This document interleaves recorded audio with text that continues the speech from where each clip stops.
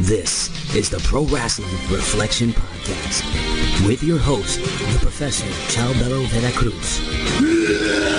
What a run! Mr. Wonderful Tommy Wonder. And I will take the powers of those that have no fear! And the prodigal one, JB.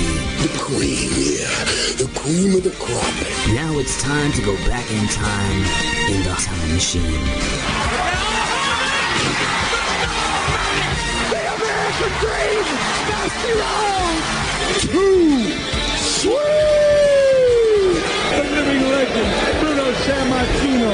Austin 316 says I just whipped your ass. To be the man, you gotta beat the man. Woo! Look at this.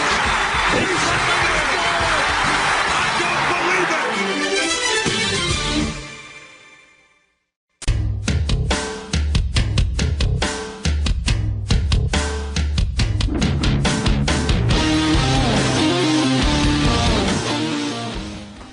What is going on there, Reflectionites? What is going on there, Big Vito Whites on the Big Vito brands? The Big Vito Whites on the Patreons, the Big Vito Whites on the Twitch, the Big Vito Whites on the Podbeams, and every kind of digital platform that is available to the IWC, YWC marketers out there. It is I, your friendly neighborhood professor. It is I, the charismatic one. It is I, the studious one. It is I, the glorious one. The only objective man in the IWC, YWC. The only objective man in the Twitters of the political punditry. Welcoming you to the PWR podcast. And we're going to be treating this like, yes, it's going to be like a summer vacation. We're going to do the PWR spring break edition, even though it's going to be summertime, because we're going to take a little hiatus. We're going to take a little 2-week vacation. But before we do that, Magnificent 7, before we do that, to the Elite 8, the Naughty 9, the Terrific 10, the Essential 11, before we take that much needed break, to cool off the batteries. But even though it's not me, I'm not going to be cooling off my batteries. I'm going to be educating and edifying the masses across the United States. My partner in crime, the conservative liberal one, the man is going to be on a Grindr national tour. He's got dates with men in Los Angeles. He's got dates with men in Florida. He's got dates with... Say what? Who's paying for these trips? Oh, I think you told me on the private DMs, Biden's paying for this with his stimulus money. You're using the stimulus money the right way. You're doing the Grindr tour. So either way, neither here nor there. But that voice you hear is the man that probably isn't freezing on my end, but he's probably like moving around, dancing his ass off, walking like an Egyptian. He's your friend of mine, the conservative liberal, Mr. Wonderful, a.k.a. the Tommy Strong, the Iron Stomach one, Tommy Wonder. How are you doing, my friend? Lousy. So Lousy. We missed last week, and I'll take the blame for that one.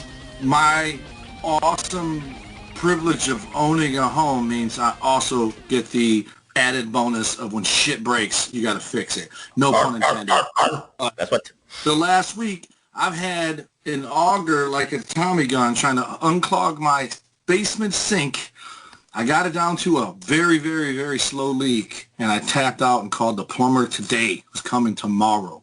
Mm-hmm. But it's ironic because just this weekend, I looked someone dead in the eye and I said, I used to love mowing the lawn, right? Loved it. Mm-hmm. Then one day, I just this sucks. I don't know why I love it. And I realized the difference. I loved it when I had a woman living here. And there was a way to get the hell out of here and be by myself for an hour, cutting the grass, listening to my music. So, because I live here by myself with my dog, and every now and then my kids are here a few days a week, I now have to cut that grass as a job, not because it's a sanctuary. So I looked someone dead in the eye the other day and said, you know what? A couple years ago, my lawnmower broke. I paid the company $25 every 2 weeks to cut my grass, and I think I'm going back to that because it's worth it. It's worth it for me to not have to cut that damn grass. My backyard is like a football field with a garage in the middle of it. And so what happens right after I utter those words? Plumbing problems. Mm-hmm. And that's just going to cost me a couple $100 at least, I'm sure, tomorrow. That is a tough break. Cut the grass. Well, this is the American dream. You have a home of your own, your dream home. And when you have a dream home, Reflectionites, you got to, pay for the maintenance. You got to do all the upkeeps. You got to cut the grass. You got to make sure the toilet is not stopped up. You got to make sure the sink is working. You got to make sure the oven is good. It is your responsibility. That is the American way, right, TW? American. And I'm going to tell you right now, this shit ain't my dream home, just so you know. I'm not saying where you're living is your dream home, but it is the American way of having. The dream is to own the home, I know. Right. You know what? I'll be honest with you. Got divorced almost 8 years ago, and for the first year I lived in an apartment. Best year of my adult life. I'm not going to lie to you. I lost my mom and my brother 3 months apart in that year. That aside, summer of 14 was a pretty wicked, awesome summer for the king of the nighttime world. Then from there, I wasn't sure if me and my roommate were going to renew our lease. He decided to wait to the last second to tell me we weren't. So then I had to scramble to find somewhere else to live. Rented a house with another buddy. I had the upstairs. I had 2 bedrooms, a kitchen, bathroom, living room. He had 3 in the dining room. And we hung out down there. But when my kids were there, I stayed on my half upstairs. Lived in there for about 6 months and then bought this house. But the stress of not knowing where I was going to live, A, before the apartment, and B, after the apartment lease was up, I don't have that owning this house. I'm coming up 6 years here, and I'll tell you what, man, I get it. It's like you live in an apartment. Mm-hmm. You got to go year to year, or can you sign like a 2-3 year lease? It depends. Sometimes it's a year, and sometimes it's a 2 year. It fluctuates. Yeah, I would choose the 2 year because I hate moving, and usually when you do the 2 year, they lock in the damn monthly payment so it don't go up every year like it does if you're year to year. But yeah, the 2 year is more stability. I get you. Right. I understand. And the year is like, oh, you got a good year, but then you got to think about it like 3 months in advance. Right. That's the way the world is. So you know what, TW, before we, we're going to take a 2-week hiatus. We're going to do our little summer vacation, and you're holding up NXT action figures, Tony Storm, and who's that, Johnny Gargano? You think it is Johnny Gargano. You're close. Who is that? HBK? Oh, no, that's Austin Theory. Oh, okay. And they're the Chase figures. I found both of these in the store. Nope. Amazon sent me this Chase when I ordered the regular, and I found Tony Storm. I already got Tony Storm. You saw it. You talked about her big ass when I put it on here, but I opened that one. I don't open the Chase ones. And then Reflectionites, I warn you because, I think he's got like 3 sets of Tony Storms. That's the good one that he's going to keep. I do have 3 Tony Storms. Yeah, there's one good one for collector's purposes, and there's one for Tommy Wonder purposes in his bedroom that is used and abused. You would call like Law and Order SVU because there'd be a crime scene on that. Tony on the beach? Oh, that was a good one. Yeah, I saw that one. Her butt looks a lot without her wrestling gear. It looks a little slimmer. Well, I think the picture angle was very bad. But anyway, let's get into this before we go on our little summer hiatus, TW. Are you ready to go on a little nostalgic trip, even though it's not 10 years as I define as old school? Yep. Well, we're going to go 9 years. What do you mean? It's 11 years. No, it's 9 years. If you look at the date of this, we're going to go back to... That's what I meant. That's what... Your math is... You failed. 11, and you corrected me that it was 9 before we went to record. You failed math miserably, but we're going to go 9 years ago here, Reflectionites, and we're going to do what I wanted to do, and it's more of an homage to this company, but also more of an FU to the IWC, YWC, TW, because, I have a bone to pick with the IWC, YWC. You know me. I don't like Mark Tars, and sometimes Mark Tars are front runners. Mark Tars are selective. Mark Tars have amnesia. Mark Tars don't give credit where credit is due. Do you agree with that, TW? 1,000%. So we're going to be doing... I don't like the word, but yes, 1,000%. Right. I know of which you speak of. Yes. So we're going to talk about Ring of Honor Wrestling Reflectionites. Yes, I know some people in the IWC, maybe even the Magnificent Seven, the Elite Eight, either you don't know about Ring of Honor or you don't watch Ring of Honor. I respect that. But you know what? We got to put some respect. No, not respect with a T at the end. We got to put some respect with a K at the end, TW, on Ring of Honor because they did a lot for the professional wrestling game in the 2000s.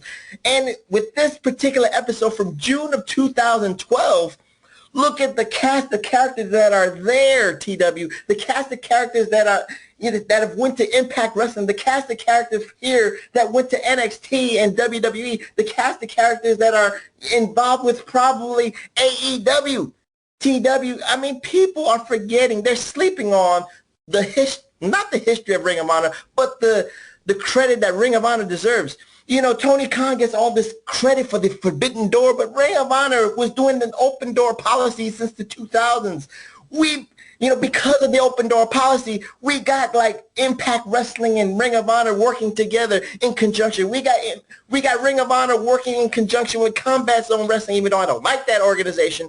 And here in the 2010s, TW, Ring of Honor was working with New Japan almost religiously. And in this episode alone, we have the cast of characters like Kevin Owens. We got Adam Cole, baby. We got Steve Corino. We got Cedric Alexander. We got Roddy Strong. We got Truth Martini. I mean, the roster was stacked, TW. But, people go on to the next best thing. They go on to the flavor of the moment. Now, I'm not mad at wrestlers doing the business thing, TW. Don't get me wrong. I mean, if WWE is going to call you, TW, and they're going to pay you an X amount of dollars, guaranteed money, a 2-3-year contract, and that's way more than what Ring of Honor is paying for you, I understand that. But I'm talking about the fans. The fans have literally abandoned this organization. What say you, TW? Not only that, let me throw my coals on the fire. Adam Please Cole. do. I'm sure you didn't say his name, damn it. But I kept holding his figure up, and you just wouldn't say Adam Cole. But anyways, here's the other thing. This show in particular, Adam Cole, Kevin Steen, Roderick Strong, Kyle O'Reilly, who was just as terrible on commentary then as he is talking today, 9 years later, Cedric Alexander.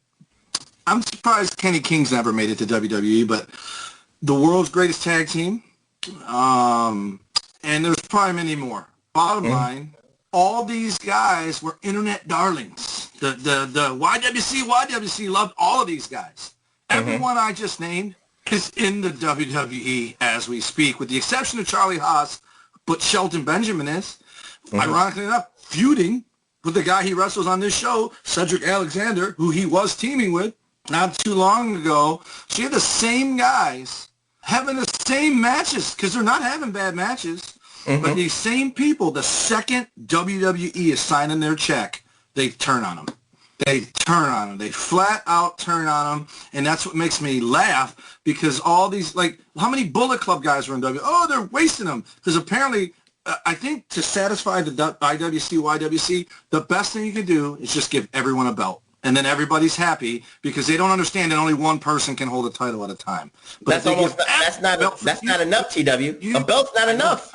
I know it's not enough, and it's sad to me. I just don't get it. And then you got Kevin Steen, Kevin Owens. Not a fan here, not a fan there, not a fan anywhere. That's Dr. Seuss. But he to me is Scott D'Amore wearing Tommy Wonder's wrestling gear. Me and my buddies talk about it all the time. But people love them. Michael Elgin's there. He's cancel cultured.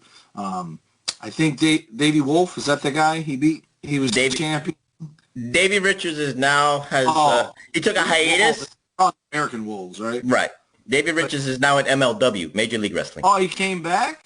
Yes. I thought he retired to be a fireman. He did, but now he came back. He has the itch to come back. Eddie Edwards? Is that his name? Eddie Edwards is in Impact Wrestling. But, I mean, he's on this show. That's what I'm saying. Right. Almost everyone on this show, and I was going to ask you, but once I saw it was 2012, that's for sure, because by then Kurt Angle was in Impact. That's correct. This is Haas and Benjamin went there after the WWE, and I was stunned that they were able to call themselves the world's greatest tag team, because you would think that would be copyrighted. But it was good, and I like the presentation of it. I'm not a big Kevin Kelly guy, who also New Japan guy. I think the presentation, at least of this episode. Fun fact: I never ever watched Ring of Honor until this year, or maybe 2020. I finally watched one, and it was all tag teams. I think we talked about it. Every match was tag teams. On the episode I watched, it was a Friday night. I actually caught it on TV one day. But two guys on this episode are one. Well, actually, both of them. I've known them both since they started in the business. I'm not really sure where Jimmy Jacobs went to wrestling school at, but Truth went to Al Snow School in Lima, which is where I lived. That's where me and Travis met. I lived there every weekend. I would leave Detroit, go down to Lima unless I was wrestling somewhere else. And so I've known Truth for 25 years, 20 years, and Jimmy Jacobs too, both of which are absolutely awesome when I do see them these days. They've never gotten the swollen head. And Jimmy Jacobs at a really, really young age, because he came around when I was probably 5-6 years in the business, he was successful quick. And, I mean, he even made it to WWE as a writer, and now I think he's with AEW, or is he Impact? He's a writer in Impact Wrestling now. Okay, yeah, so he's met Scott, obviously, around here. But Truth, I just saw him within the last 6, 7, 8 months. He's not with Ring of Honor anymore, I don't believe, but he's got a school here, House of Truth Wrestling Academy. But this whole show literally could be an NXT show. It's freshman year NXT, and now current is like, I mean, you got Kyle O'Reilly talking smack about Adam Cole on commentary. Which, by the way, I got a question for you. I know we're going all over the place because I think you're doing boardroom style with this. Adam Cole wrestles a guy named Mike Mondo, I think his name was. No Fear Mike Mondo. Never heard of him. And this guy. You've seen him. What are you talking about? You've seen him. Where? In WWE. What is he there? He was a Spirit Squad member. Is he really? Yes. Did not know that. Remember Mikey? That was him? Yes. Wow. I just knew Dolph and Kenny Dykstra and then the other three I didn't know. But this guy looks in the camera. He's got a bodybuilder build with his body shaved. He's got his little boy band beard. Right. And he's got frosted tips. And he tells Adam Cole, I've dealt with pretty boys like you before. And I'm just sitting there going, what the hell is he supposed to be? He's not a pretty boy. He's got frosted tips. And there's another guy there. I don't know who he is. And I have to ask you. I've heard the name, though. I'll give you this. Kenny King's tag team partner, Rhett Titus. Yes. He's a lifer in Ring of Honor right now as we speak. Oh, he's still there. Yes. Okay. He reminded me, but I knew this was too late in the game to be him, of when Ryder and Hawkins were edgeheads. I thought he was, when he first came out, I thought he was Hawkins. And then I was like, oh, that's him. And then I was like, oh, I've heard that name before. And then the guy, what was the opening match? Was the opening match Adam Cole?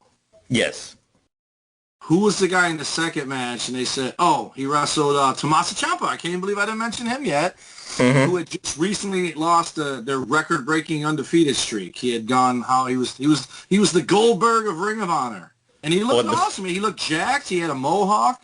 Well, we'll talk about certain people within this episode, TW. Just I know we're going all over the place. This is boardroom style, but I just want to put some respect with a K, respect on Ring of Honor because of the contributions to professional wrestling that it has. It is the window, TW, for NXT call-ups. It is the window for all these promotions, for greener pastures because, just like we talked about with Eddie Edwards and Davey Richards, not only in a year, TW, not only in probably a year and a half, they go to Impact Wrestling.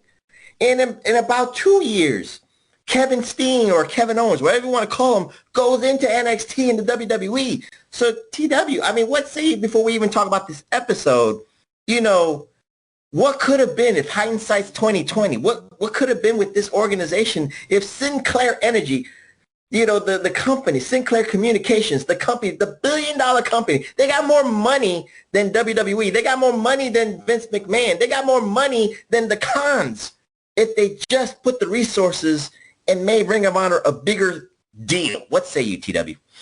There's two problems. One, they didn't have the ambition to do it.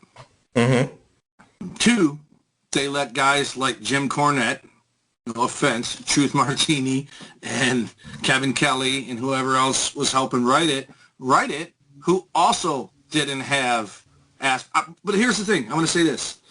The difference between Ring of Honor and AEW for me is one of them was fine being the alternative and also the spawning ground for people to, because at that time Impact was a number 2.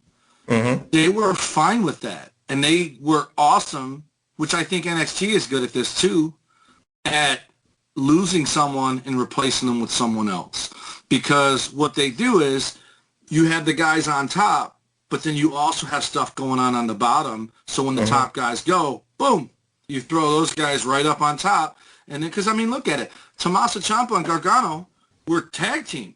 Next, you know, they're the main event for the world title, or the NXT title. Tommaso Ciampa gets hurt. Adam Cole and Gargano are now the main event. And even though Gargano stepped back to the North American, he is now back in the main event with what they're doing now. And then Ring of Honor did that. So they were, and see this, I'm not a fan of the Briscoes, and apparently Rhett Titus does it. You have guys who just stay there because they're also happy being there. It's almost like ECW, because I think ECW never had delusions of grandeur of ever toppling WWF or WCW. They just wanted to exist, right? And Vince was helping them exist longer than they had money to do it on their own. And I think that's what Ring of Honor was. And I respect that. As far as I know, they never took shots at the WWE. They never, you know, if they ran a show in the same town, it was because WrestleMania was there, and they were just piggybacking off of everybody being in town, which is smart business, right? AEW, quite the opposite. They talk shit, and then they say shit like, yeah, we're not going to run a show WrestleMania weekend. Why would we do that? That's their show. We're going to have our own show, blah, blah, blah, blah, blah. So they're constantly knocking them, and to me, that's off-putting. That doesn't make me want to cheer for them, because it's telling me that they want to do away with something. Just exist. Coexist, and just run your shit, and people will like it every single day on the Hustle page. Every single day. And also those little Facebook news where they show ringside news and wrestle news and whatever other, some kid in his basement who's a reporter because he's been a wrestling fan for 30 years or whatever it says on there. Right. Every single day. And you know what? A-Track's going to probably disagree. Every single day, even if it starts off with a guy, like I do it on purpose, I'll admit it, I troll on there all the time and say something shitty about AEW because it's like feeding the fish at Cedar Point. You just throw a pellet in the water and 900 of them come, right? Of course. There is not a day that goes by where if AEW either bought something, there's 100 people on that page defending it, or moving the goalposts and what about when the WWE gave birth to a hand? You know, they can't let AEW take criticism without having to throw a shot at Vince. The second someone posts something pro-WWE, they attack it. And which is funny to me because for all these people to say they don't watch the product because it sucks, they sure know an awful lot about it for them to come in there on a dime and start talking about it in a bad way. It's funny, too, because, you know, especially with today's social media and Twitter, you know, and before we even, again, Reflectionites, this is boardroom style, before we go on our summer break or summer hiatus. So, you know, we've been drinking, we've been smoking the weed. Thank you, Greenpeace 420, our newest Reflectionite, for providing the professor with the weed, providing TW with the weed, but we're not going to smoke it on the Twitch. That's, you know, because we don't want to get canceled on the big Vito brand. But neither here nor there. With the social media people, you know, especially ratings and stuff like that, you know, why, you know, I don't care about ratings anymore. Ratings are superficial to me now. But you know what? It's the same thing. If the ratings for Raw is smaller, the total viewers, you know, if the total viewers are smaller, I actually retort back and say, well, you know, the demos make them still top 10, which means that's money, right, TW? Right. So when AEW's ratings could slip, they don't talk about, right. When they slip, they don't talk about the total viewers like they do with Raw. They talk about the demos, which makes them in the top 10. But I say demo god on his jacket and all that. They're just, they're fanboys, and that's fine. No, it is fine. Tell us good things about them without then taking a shot at Vince McMahon. That's what I don't understand. And then get all red ass when someone takes a shot at AEW. Guess what, pal? You're inviting it. You're absolutely inviting it. It is the nature of the beast. That's what it is in being a fanboy. And I was guilty of that as an ECW mark. I wanted WWE and WCW to go out of business myself. I was pro ECW, but I've grown. So I know the mentality of the AEW fanboys. You might not think so. You might not think so, Reflectionites and Mark-Tards out there, but I do. I understand it more than you think. But let's get into this episode, TW, of Ring of Honor from 2012. Almost 9 years to the day of this. Oh, well, I see my reflection. I'm looking good on the reflection, but that's Johnny Morrison. The drip. Oh, that's it. Is it Edge? Oh, okay. Edge. Well, I saw Johnny Morrison. Again, I can't. Okay, I see it now. You saw the jacket, probably. Yeah, that's what it is. But anyway, TW, let's get into this Ring of Honor episode. We talked about Kevin Owens, a.k.a. Kevin Steen, and while he's holding up a Macho Man edition of an action figure, a Chase edition, which is looking good. Oh, yeah, dig it. TW, you talked about Kevin Owens, a.k.a. Kevin Steen. In this episode here, we're going to go, beginning and end. But main thing about this episode, TW, let's just talk about Kevin Steen here for a second. He, fulfilled a destiny. He fulfilled a dream. He defeated, he fulfilled the prophecy. He defeated Davey Richards at a Ring of Honor pay-per-view in his hometown of Toronto, Canada. So, the funny thing about the dichotomy of Kevin Steen's image, his character, I started watching Ring of Honor Reflectionites in 2010. A friend of mine who's actually a PW Hustle alumnus, TW, you don't know him because he refuses to be on TV. He refuses to be on the YouTube channels, but he actually is a founding member. He just doesn't want to be called anything about that, but that's neither here nor there. He introduced me to Ring of Honor, and I went to one of those shows in 2010 at the Hammerstein Ballroom, and I'm not going to say I got hooked on it, but it was another great wrestling option, TW. ECW place, right?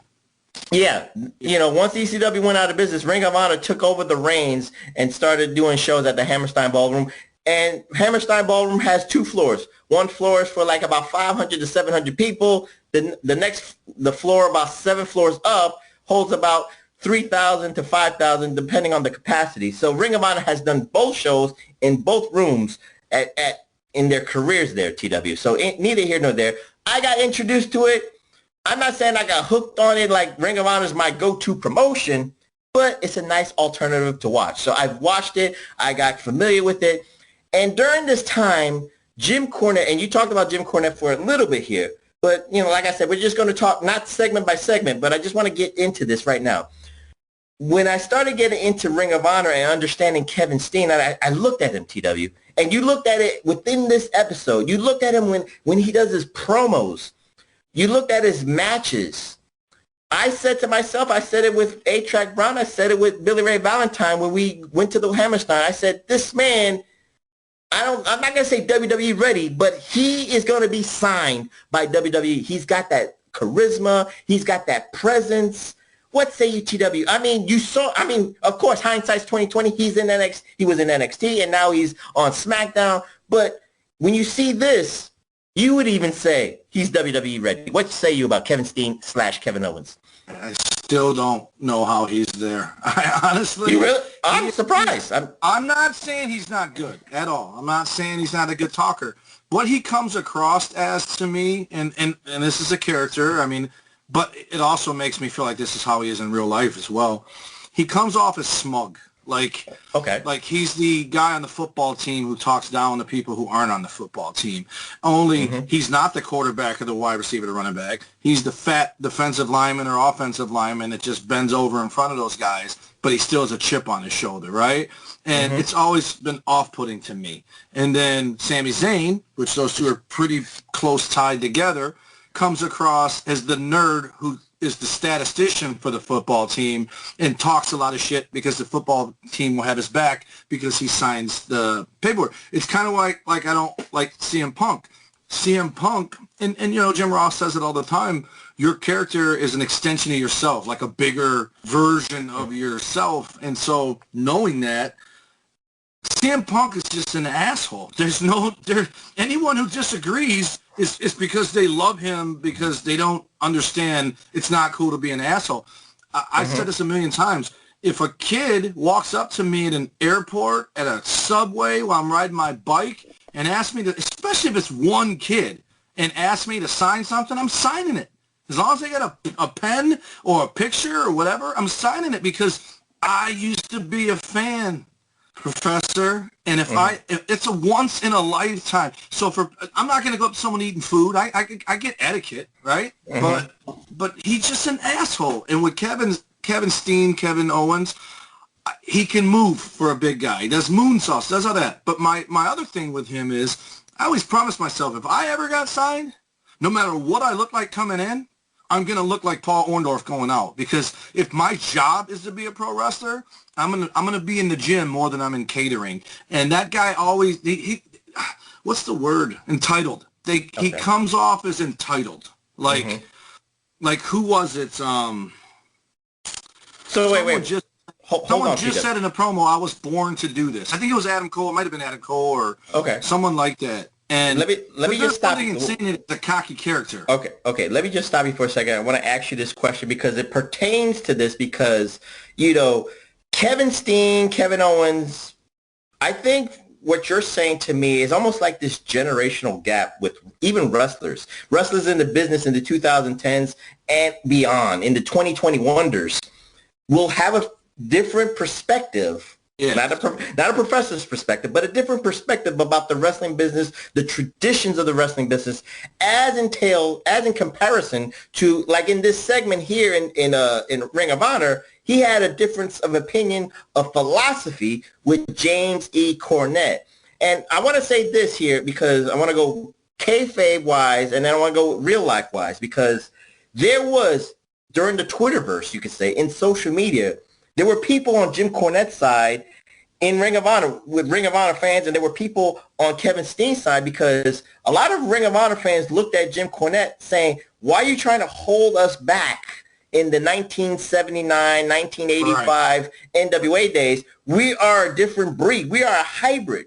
And those fans wanted to go on into the 2020 wonders, like maybe AEW is right now. So TW, there's a generational gap, and you and I are part of the, we've grown with wrestling. We've seen Rock and Wrestling. We've seen the NWAs. We've seen Attitude Errors. We've seen the ECW Revolution.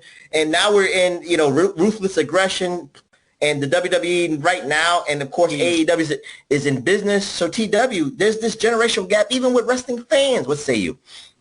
I'm going to say this. I'm going to be on both of their sides because you have to grow. You have to evolve. And as we're talking about this, I realized if I wasn't as stubborn in my ways, actually I did try to watch Ring of Honor because I wanted to see truth. Every time I saw him, I'd be like, dude, how do I watch this? I want to watch you, but I don't know how to watch it, right? And he would tell me, you have to go to the website and it'll tell you the local TV stations. And it was just never on here, or if it was on at like 3 a.m. on a Tuesday when there was no way in hell I was going to be awake for that, right? But anyways, here's why I make a case for Cornette. And I know we're going back and forth with it's pretty close to modern. AEW's been around 6 years after this show. AEW, Chris Jericho admitted to this recently. Here's why you need a Jim Cornette and a Vince McMahon. You ready? Because what are people saying about AEW? Too many matches are the same. Too many promos are the same. Because now you're letting the inmates run the asylum and no one's stopping them. And so Fit Finley's interview on this show was like, wasn't his best, right? His promo. That Mondo Spirit Squad guys was horrible. Adam Cole's was good. Now, if you look at Adam Cole and said, that guy's getting signed, the only reason I would think he wouldn't is because of his size, right? The people... I'll talk about Adam Cole later. I can't think... Like, getting back to what I was saying, forget how I feel about Kevin Owens. The reason I'm stunned that he's there, he does not have the WWE look at all in any way, shape, or form. There's never been anyone like him because his build is that of the one-man gang or the big boss man or someone in that garb. But they're also 4 inches taller or 10 inches taller. You know what I mean? They were feeders for Hogan. That's why they were signed. They weren't signed to sell tickets and T-shirts, whereas that's what Kevin Owens does. But, again, it's a new fan base. I think Triple H is probably the reason that guy probably got a job because that guy seems to have his heartbeat on his ear to the heartbeat of the indies or whatever. But that's why I'm stunned. I'm stunned the Briscoes have not been signed by the WWE. Just stunned because they do have the size. Like, just last night I watched Raw. Randy Orton in the 80s would have been Bret Hart. Randy Orton right now is Sid Vicious. Everyone in the ring with him looks tiny, right? Oh, okay. He wrestles Xavier Woods. He's a foot shorter. Matt Riddle looks like he's a foot and a half shorter. You know, he almost like, I think the good matchup would be Cross versus Orton because they're the same. They look the same. They're the same. But you understand what I'm saying? Like, okay, I get you. Like with the visuals, I get you. Right. So guys like Adam Cole and Kevin Owens and Cedric Alexander, these guys would have been killed in the 80s and 90s.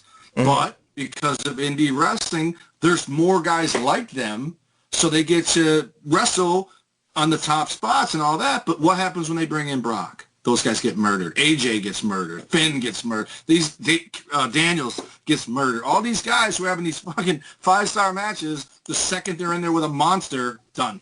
And that's why Kevin Owens, for his, and I mean, he literally looks like he just came out from a baseball card show selling you cards and said, hold my bag, I got to wrestle. You know what I mean? Like, he doesn't put any effort in his look whatsoever, like, at all. It looks like a stepdad at the beach. Well, I will say this, TW, I'm not defending Kevin Owens, but he did have certain, backstage issues with James E. Cornette, and James E. Cornette was not even really right. It was a work shoot, you could say. Because he had disagreements with Jim Cornette. Jim Cornette had a vision of Kevin Steen or Kevin Owens, whatever you want to call it, and certain things that you're saying that were the hindrances of Kevin Steen is something that James E. Cornette brought up. You're right with the look. James E. Cornette did not agree with the look. James E. Cornette said he felt like he wasn't putting in he didn't have the passion. Well, how do we define the passion, TW? I mean, I agree with that 100%. There's never one time I've seen him in there where he looked happy to be there. And I don't mean smiling like Daniel Bryan. I just mean like, I've never seen him just in the moment be like, yeah, like I made it, something like that. And that's what I mean by entitled. He looks like he thinks he's supposed to be there, like all along. And I think because Ring of Honor exists, and a lot of that stuff didn't in the 80s and the 90s, when guys finally made it to WWF or NWA, they were grateful. Because you were literally starving until you signed that deal, unless you were also unloading trucks during the week and kicking. But there's a bigger problem. Huh? There's a bigger problem, TW, with the wrestling business today than in the territories, because the territories. Right. The territories had more credence. The territories, if someone makes it in a certain territory, that means something. Right. A wrestler right now today can make it, let's say, in the East Coast in one of those indie circuits in New Jersey, Philadelphia, New York, Buffalo, and their shit don't shine. That attitude, that entitlement, like you're saying, TW, makes them feel bigger than they're supposed to be, or the reality. Or if you go to Los Angeles and those indie places, they'll feel like their shit don't stink.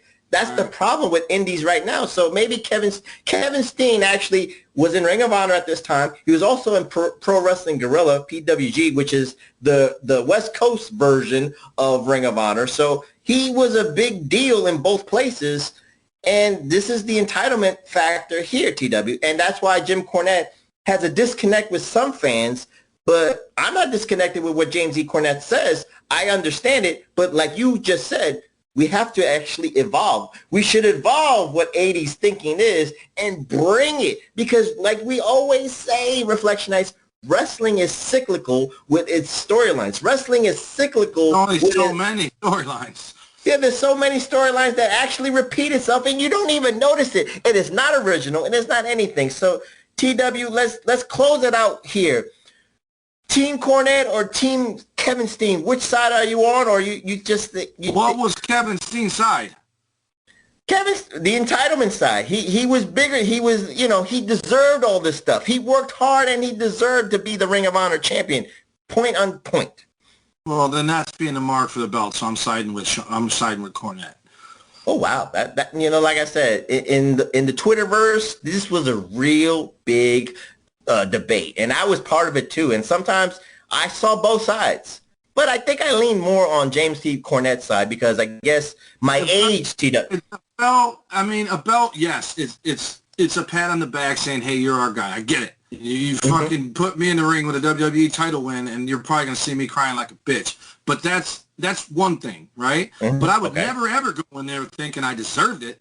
I would go in there thinking, holy shit, I can't believe I'm in this match. And then if I'm going over on top of it, there's going to be some praying. There's going to be lots of gratitude coming from me. And that's where, but here's the thing. You said something, and I'm going to disagree with you on this, because you said today's guys have the sense of entitlement. I think there are guys who don't have the sense. I think there's guys that just bust their ass and are happy to be there, but also while they're there, I don't feel like Johnny Gargano feels entitled. I don't even feel that way about Adam Cole. I think Adam Cole just goes on. I'm not saying if you're in WWE or NXT. I'm saying indies. If you even make it. No, but I mean, there are indie guys that made it. Kevin Owens still comes across that way, as he did in Ring of Honor. He still comes across that way to me. Okay. Sami Zayn is probably worse than him. That guy should buy a lottery ticket because he's the luckiest guy in the world, and probably is there because of Kevin Owens, right? He probably wouldn't be there otherwise unless someone else was his buddy. But that's like Edge got signed first. Next, you know, Christian and Rhino got signed first. And then Joey Legend got signed. He just didn't work out.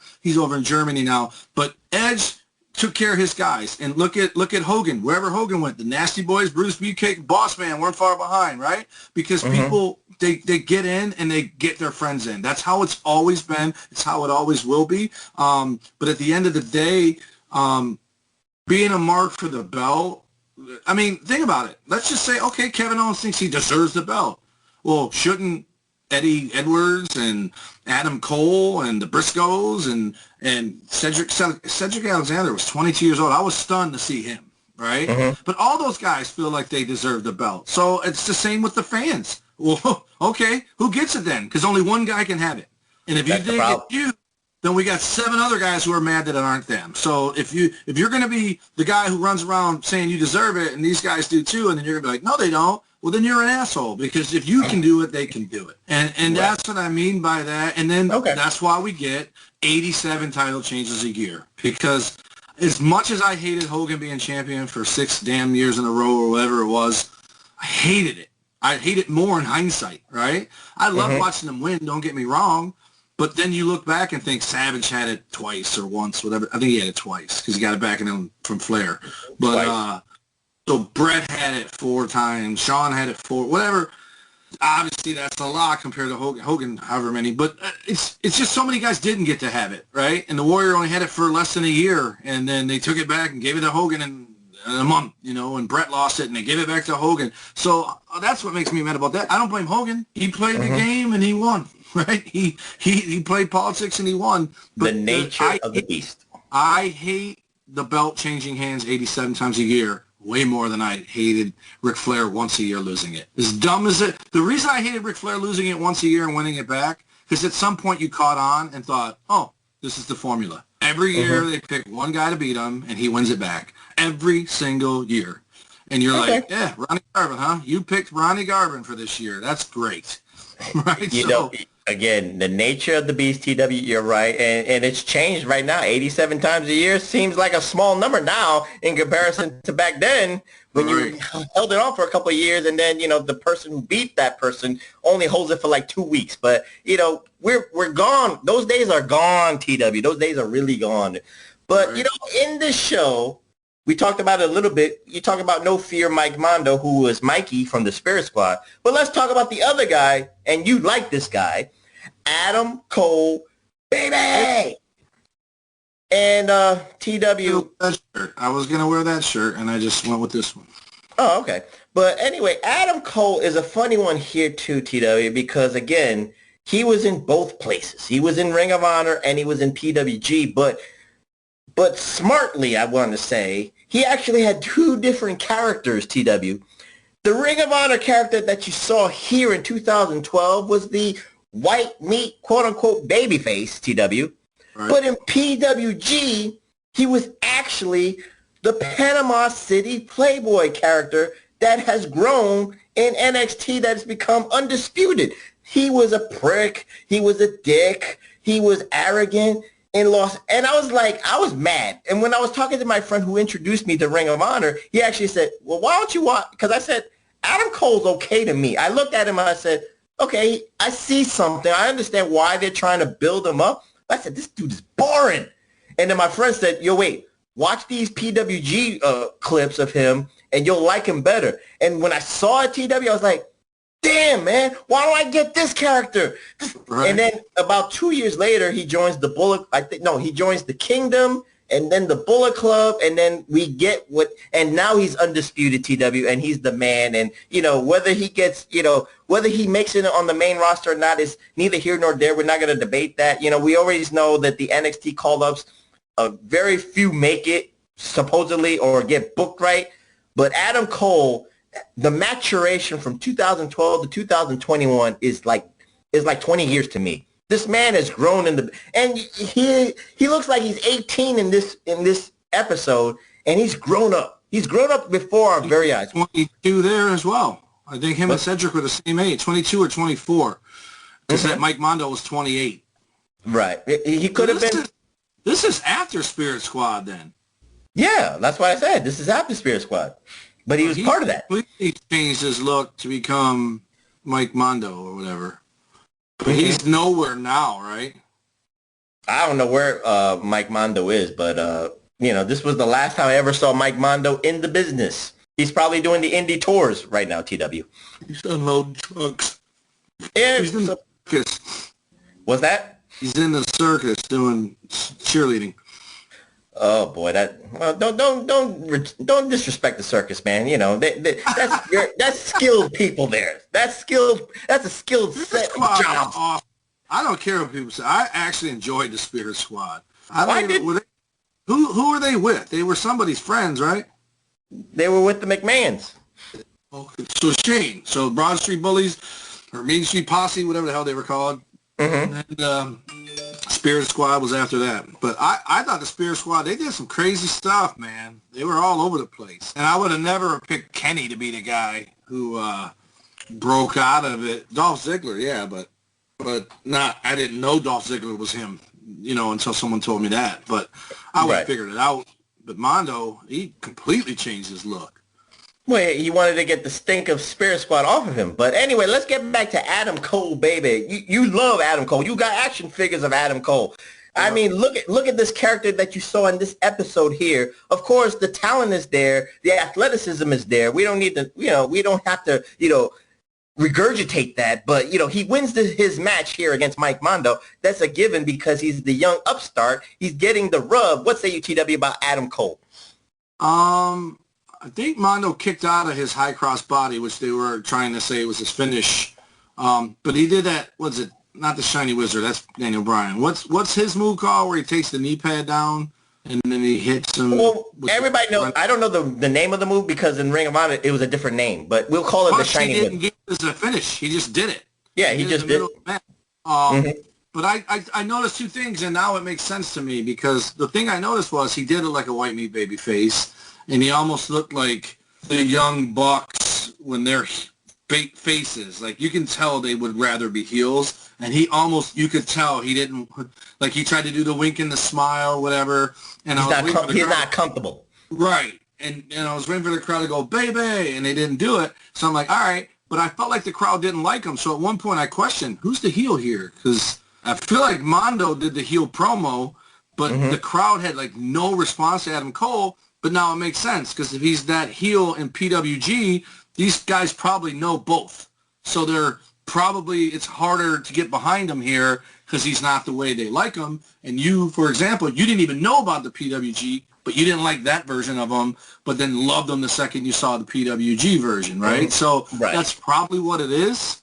And maybe some people did like, because I think ECW fans, I think Ring of Honor fans, even I think AEW fans, I think they're a lot like us in that they prefer the bad guys. The bad guys are the good guys, even though they're bad guys, right? So I just felt like they were flat for him. And then Kyle O'Reilly said on commentary, up and comer, what? He lost to me? He lost to Elgin? He lost to this guy? He's going to lose here? And then he won. And so I thought, okay, he must be straight up green at Ring of Honor if he's losing all these matches.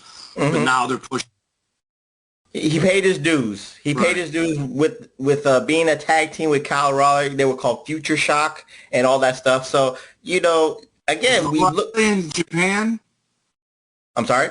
Did O'Reilly do Japan when the Bullet Club and stuff like that was over there? Yeah, they did all that. So my question for you is, so obviously Kyle O'Reilly and Adam Cole have been tied together basically from the WWE promo their whole careers, 10, 15 years.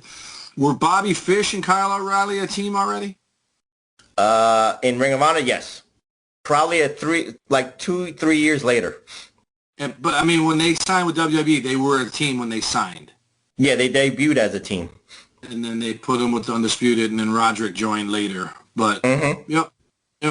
That's my favorite faction of all time, by the way. It's officially. And the funny thing is, since they broke them up, I used to watch NXT Live every week. I haven't even watched last week's yet because I don't like it as much when they're not on it. And I really don't like the Kyle O'Reilly new character at all.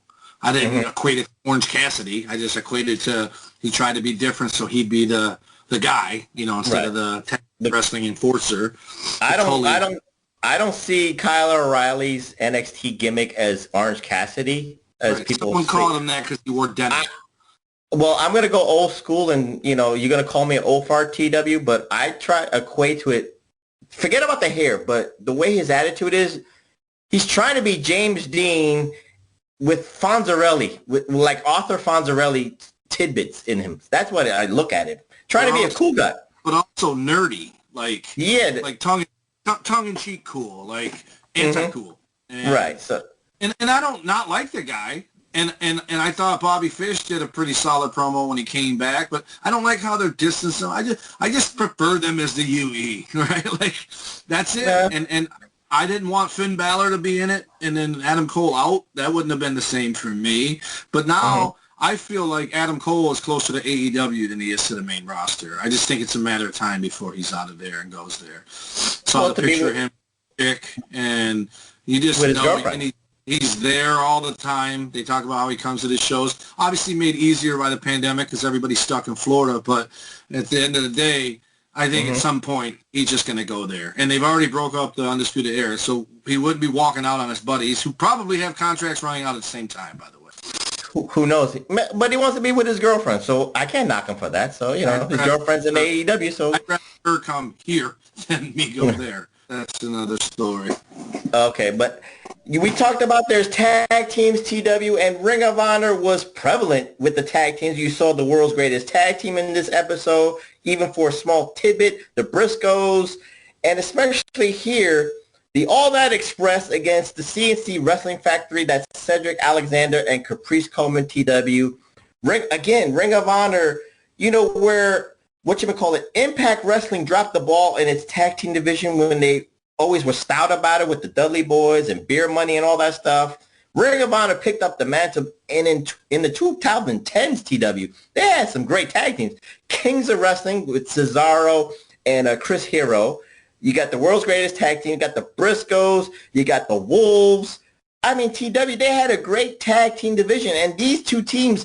The All Night Express with Kenny King and Red Titus and CNC Wrestling Factory are actually the bottom feeder of the tag team division. This is, again, a great example of there's a difference between, as I say to people with AEW's tag team division, it's not deep, it's focused. Ring of Honor's tag team division was deeper.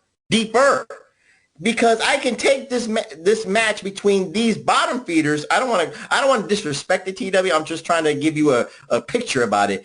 But entry level, call them entry level tag teams. They're entry level tag teams that can make it. And the All Night Express eventually becomes ROH tag team champions. So there was some precedence here, CW. That's why their tag team division is deeper than AEW's of today. What say you, TW, about the tag team scene? Absolutely, and it goes to show you what I'm talking about, right? You got. First of all, every one of them matched. I like that. Even if they didn't have the same outfit on, they were the same colors, right? So they looked like teams. They didn't have everybody Paul Orndorff, their partner, every week, and turn bad guy or good guy on someone to go singles. And this is what I meant, where you got the world's greatest tag teams and the Briscoes on top, but underneath you got the All Night Express and the CNC Wrestling Factory, and then you got the Wolves, who weren't a team anymore then, but they would put guys together to see what they did, right? And some of them became teams. Whereas the modern day version of that is Matt Riddle has had a tag team with everybody. 10 years ago, Jericho had a tag team with everybody, and and they just wait to see if it works. Gel, and then they become a team. But I like Kenny King. That's what I said about earlier. I'm surprised because Impact used him as a singles guy. Didn't he end up winning the world title? The Impact world title? He was the X Division champion. But the problem is, and Jim Cornette has always harped on this, that Kenny King's unprofessionalism always creeps up. That's what happened. He was getting the push, and then he left again. He left and went back to Ring of Honor, which probably means they wanted him a job to somebody, and was like, nope, and then he went back or whatever. And right. So it's another Scott Hall. It's another, guys getting in their own way. But I do like that because, obviously the next thing was All Night Express versus the World's Greatest Tag Team at the Worlds Collide or whatever that other pay-per-view was coming up. But you have to do that. You can't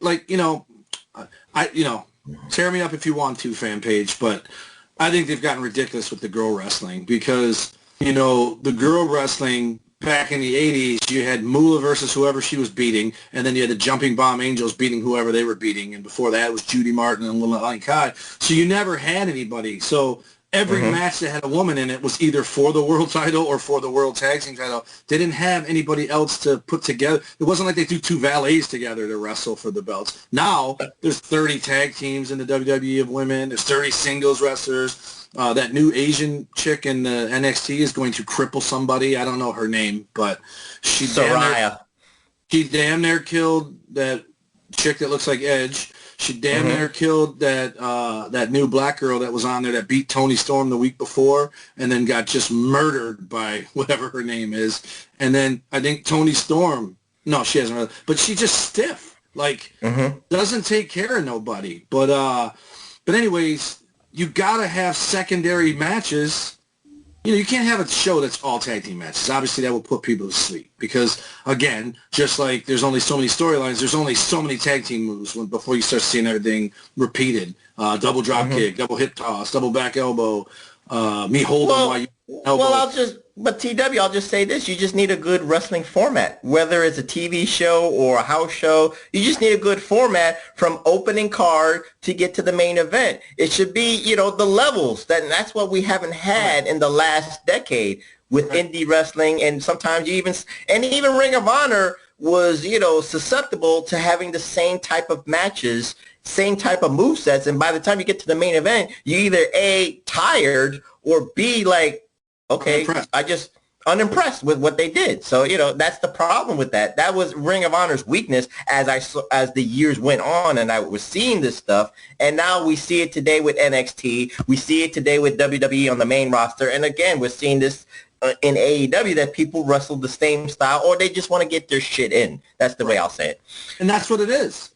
And you got people, there's the current spoof right now is Randy Orton was mad at Riddle won with the RKO, and then Randy Orton won with the whatever the hell Riddle's move is. And it was funny because Randy Orton got mad, but Riddle was like, yeah, he used my move. That was refreshingly different, right? It was entertaining. It was entertaining. But what you have now, and, it seems like every week I read something where the Young Bucks mocked somebody in the WWE in their match. I guess it was Roman Reigns Sunday or whatever. They mocked the entrance of Roman Reigns, and before that, they mocked Shawn Michaels with the I love you. And, yeah, if that's going to be their spiel, how about you mock the guys on your show? Why don't you mock Chris Jericho so it leads to a match with him? Why don't you mock, you know what I mean? Like, you're mocking people that it just makes you look like another fanboy. Mark the AEW people, the up-and-comers like Jungle Boy and Orange Cassidy, so this way they get the rub. I get you, TW. I understand. But anyways, what you have in these matches is, like, that move is Adam Cole's finisher, that thing where he pulls the knee pad down and throws his knee to your head, right?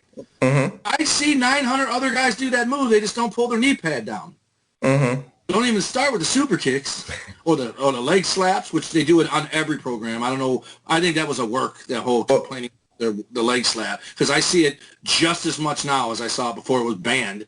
But you got all these guys, they all do everybody's moves. There's nothing sacred, man. Remember, I mean, dude, there was 100 guys on the roster in the 80s. How many guys did the short arm clothesline? One. Jake the Snake. That was it. Nobody maybe two the most. Yeah, maybe two the most. They did it on a house show. They didn't do it on TV. You know what I mean? And the super kick, at one point, only Chris Adams did it. So it was such a big deal to see Savannah Jack do it too. You're like, whoa, two guys do that move? But one was the savate kick. One was the super kick. And so it's just, there's nothing sacred. Nothing sacred. Yeah. But I did see something I never thought I'd ever see this week. What's that? I watched a man body slam a woman in a WWE ring. Yeah, that is actually groundbreaking right now, especially this day and age. The NXT mixed tag match, probably one of my favorite matches I've seen this year. Honest to God, right? Because they did it so well. Every bump a girl took, she took it on her own because she threw something at Bronson Reed and bounced off of him to take the bump. He didn't bump her. And then you could, it's a thin line. You could get to the point where Gargano super kicks one of the girls on the other team, and then the USA Today is going to call for the head of the WWF or whatever. Even though in movies, guys fist fight girls all the damn time. In every movie ever, Rachel, or what's her name, Michelle Rodriguez fist fights a dude, and nobody complains, right? So because that's acting. That's acting. World Wrestling Entertainment. But I saw that, and I didn't particularly like the match because he started doing all the acrobatic stuff, was starting to get predictable and all that. It was clever, but it got old in a hurry. It's like what I equated to the first time I saw Dean Ambrose bounce off the second rope and come back with a clothesline. I was like, wow. The 500th time I saw it, and the 500th week in a row that he did it, not so impressed, right? It looks like a reactionary move, not something you do on purpose. So to do it on purpose makes it look like you planned it all along in the first one. So, but that, seeing him body slam her and the crowd didn't lose their shit, I was, don't punch her in the face, don't smack her, don't disrespect her. He body slammed her, and the way he looked remorseful afterwards, I thought it was well done. All right, well, you know what? Let's close this out. Just give a quick, an up and cover, you could say, here in Ring of Honor. And he was blonde hair with mohawks. He was called the Sicilian Psychopath, Tommaso Ciampa. You talked about that he was a 300-day undefeated streak like Goldberg and Samoa Joe. So they had big plans for this man. He never became the ROH heavyweight champion. He was close. He became the ROH tag team champion, TW. So that carried. I'm sorry? With who? He was managed by Truth. No, not Truth. What's his name? R.D. Evans. And what's the black guy's name? Who did he win the belt with? He won. Who is he managed by, or who did he defeat? Who did he win the tag team titles with?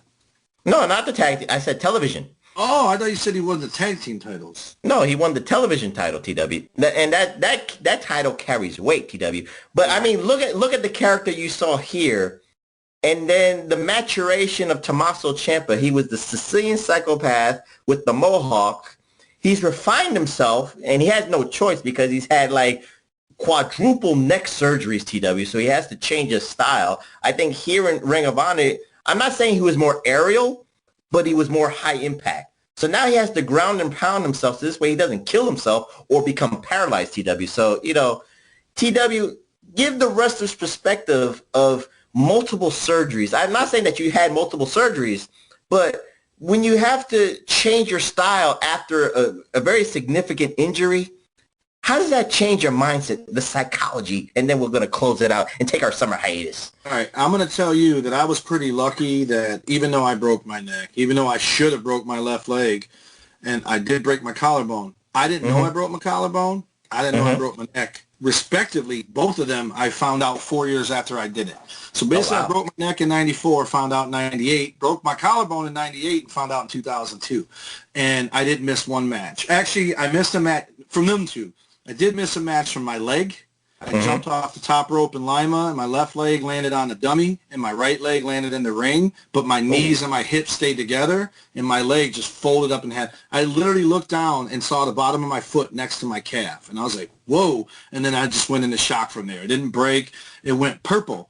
But what happened is, and I can tell you from the broken collarbone, when I broke my collarbone, I was hurt for like a week, but I wrestled a week later. I didn't miss any matches. And luckily I broke it in the joint. So if you break it right here, like on the bone going from your neck to your shoulder, you ain't right for fucking a year, right? Because it's basically like losing an axle on a car. Mine broke in the joint, so the bone was still in the joint. It just was separated from the end that was actually connected to the joint, right? And I can tell looking in the mirror now because one of my shoulders dips down lower than the other one. But the move that I did that did it, never did that move again. When I found out my neck was broken, I whenever I wrestled, I told everybody, I'm like, I don't take neck bumps. And you know that move Christian does, the kill switch? Okay, so imagine that bump, but with your legs over the guy's shoulders. So kind of like the flapjack where a guy has you and then throws you on your back, but you're upside down the other way, right? Right. So like a tombstone pile driver, but you're back to back, and the guy's holding you behind, holding your arms, and your legs are over his head. This guy wanted to pile drive me like that, and I go, wait a minute. So you can't see my head? He's like, no, I do it all the time. I go, no. I flat out told him, no, I will not. And to this day, I've never seen anyone do it. And then he tried doing it to me in the match anyway. And I was like, you motherfucker. I go, dude, I will kill you. And this is in the ring. I'm like, I will fucking kill you if you think you're doing that move to me. And so what happens is, and I think Tomas would probably be the same way, I would gather Austin probably never took another pile driver after Owen. I don't remember. I don't even remember that. Yeah, you're right. He probably said, hell no. Right. Because once bitten, twice shy. That's it. But for me, to answer your question, there are plenty of guys I know who are gun shy from that point on. Sometimes you get over it, like you go a year and you end up forgetting that you got hurt, and then you're good to go. But one thing the story I always tell is when I first started training to wrestle, nothing hurt. Like every bump I took, even if Scott D'Amore dropped a knee right on my forehead, it would ricochet off and I'd be stunned, but it didn't hurt. And then I had my first 3 matches up in Canada, and then a week later had my first match in Windsor, and then I think a month later had my first match in the U.S. So all those matches, the adrenaline is next level, right? But I had the adrenaline training because I was a kid about to live his dream, so I was excited to go there. The first time I went to practice after I had my live matches, from that day on, everything hurt. So in practice, there were bumps I wasn't taking, right? I'm like, no, I know how to take that bump. I'll do that in the ring when it matters, right? Because you're landing on your back, taking body slams off the top rope like Ric Flair. You're doing all that stuff when you're training just to make sure you can handle the bump and whatever. And then once you do it live, you don't feel shit, man. I did a Macho Man elbow from the ring apron to the floor on an ice rink that they just melted the ice. No pads or nothing. I did it impromptu because when I kicked Rico in the head to make him back up so I could do the running back elbow, I guess Mick Foley did it, but I stole it from Marty Jannetty, where you just spin and hit the guy in the air. Okay. In the head, he kept coming closer. So finally I kicked him so hard in the head, he just crumbled to the ground. And he's just laying there. And I look at this place, it was probably the biggest crowd I'd wrestled in front of yet. It was, because it was my first match in the States. I looked around and did like that. And I did the elbow. When I landed, all you heard was from my hip landing on the concrete. And it echoed through the building, and everybody went, holy shit. And then they started chanting, holy shit. And I sat there thinking, that's going to hurt. And it didn't. I never felt it at all. I thought for sure the next day I never felt it because you're running on adrenaline. Like you're just like, and the reaction from the crowd made it to where you're like, fuck, I'm glad I did it. You know what I mean? Like you're not going to. The crowd noise is the crowd noise is the adrenaline / painkillers. You hear it and you don't feel nothing. That's the thing. Time, even that doesn't help, and that's where you become Louis Piccoli popping somas and vodkas. But to answer your question, there are guys who absolutely once bitten, twice shy. You get hurt, there's just stuff you ain't doing no more. And that's why, you know what move I refuse to take? Because I used to wrestle with Petey Williams before he went to Impact. He was actually in our faction, the CIA. The Canadian Destroyer. Canadian Destroyer, and then now you got 37 wannabes doing it. And I'm like, dude, I ain't letting the guy who does it the best do it. I sure the hell ain't letting you do it. And then now Adam Cole does it off the second rope to this day. And I don't think he did it in that Ring of Honor match. But I watched one recently, and I don't even know if it was Adam Cole. When they do it, I just look and think, man, I like it looks so simple. Like I'm trying to figure out who's doing guy who's jumping and then actually flipping you, or are you just doing a front flip and it just looks so much worse than it is? But the problem is that's a similar move that Owen Hart did to Austin. The only difference is they did it standing, not flipping, right? But he did the tombstone, but sat down instead of kneeled down. And so for me, once I broke my neck, once, you know, I knew it was broke, I didn't take neck bumps. I would have worked Coco Beware and told that motherfucker I ain't taking a neck bump. Well, and then he would to me, but it's a very important PSA to close out this PWR episode here because, again, Tommaso Ciampa, after multiple neck surgeries, you know he changed his style, TW, and you know he's talking to people in the back. You know, there's the limits. Like you said, with the adrenaline rush, there are limits even Tommaso Ciampa will even take. But with neck injuries, leg surgeries, or, you know, elbow, whatever, replacements or hip replacements, you have to have a threshold of, not only a threshold of pain, but you have to have a limit to yourself because, you know, you're going to be, if you live to be in your 50s and 60s and retired, you at least want to walk. That's what it is. You want to at least, you know, stand up for your grandchildren or whatever, and you want to carry your grandchildren. But anyway, this was the most... One more thing. Thing.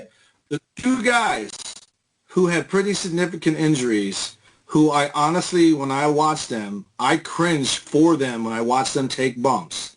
But I noticed they don't, are Tommaso Ciampa and Daniel Bryan. Every time Daniel Bryan takes a boot to the face or back elbow or gets dropped on his head, I'm like, man, you'd think they would tell them no headshots for him. I feel like he's taken more since he's come back. So I think he's like, fuck it, I'm doing it. I'm going full bore. And if it don't work out, it don't work out. But at least I went out on my own terms, right? And I think Ciampa has had some pretty stiff, violent matches. That Thatcher guy, they killed each other for a while. I don't think that he's in that Panama City pile driver, whatever the hell he calls it, plunge or... I don't recall him taking that from Adam Cole, but I could be wrong. But yeah, he does test his limits. Did they work wasn't it like a three-way to figure out who was going to fight Finn Balor? Something like that. So but he test the limits. The bump. Yeah, he does test the limits, TW. So with that, this was the most current nostalgic episode of the PWR in the history of the PWR episode. You know why I wanted to do a Reflectionites? Because, again, we're going on a summer hiatus. So I said, you know what? I'm going to give TW his Christmas very early. A nice 45-minute episode, and it was 10 years ago. Almost 10 years ago. So let's get out of here in style, TW. Give out those socials so we can get out of here and start tanning our asses off at the beaches. Well, the show is obviously at PW Reflection on Twitter. Our good man Big Ray, at Big Ray Hernandez on Twitter. Mine is at Tommy Wonder 19 if you want to fight. If you just want to talk wrestling, it's at the Tommy Wonder.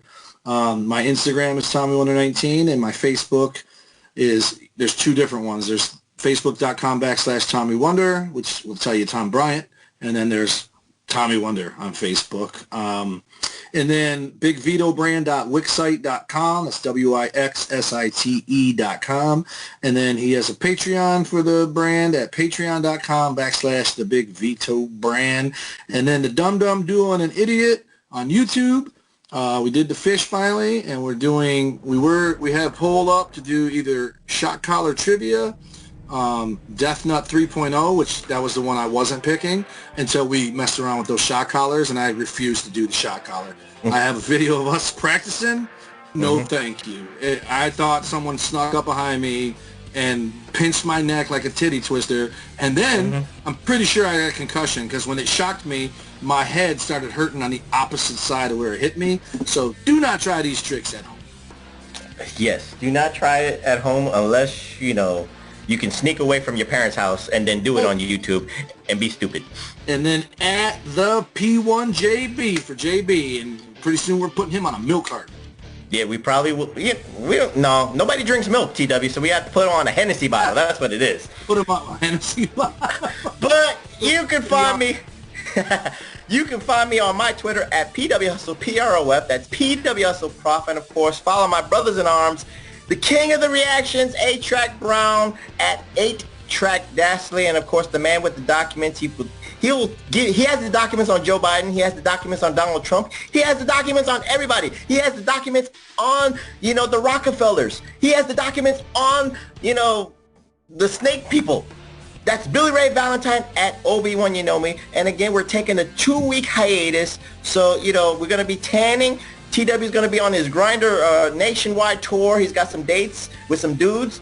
I'm going to be edifying and educating the masses all across the country. And we'll be back in about 2 weeks with, maybe we'll do a rivalries. Let's do a rivalry that Big Ray asked us to do. When we come back in 2 weeks, greatest rivalries, since it will be close to about the 4th of July weekend, TW. We're going to do Sergeant Slaughter versus the Iron Sheik. We're going to go USA all the way here, TW. What do you say about that? Sounds good. All right. Know what the hell your nearest calendar is, but when we come back, we'll still be 3 weeks away from the 4th of July. But anyway, I just want to do it early. That's what it is. We're just going to celebrate America's birthday. It won't air until like a week after we cut it anyway. So it'll be 2 weeks away from the 4th of July. It'll be a week or two the most. But anyway, greatest rivalries, Iron Sheik versus Sergeant Slaughter. I'm the professor. That's Mr. Wonderful, the Iron Stomach one, Tommy Wonder saying good night, and we will see you guys in about 2 weeks, give or take. See you later, Reflectionites. Adam Cole! Baby!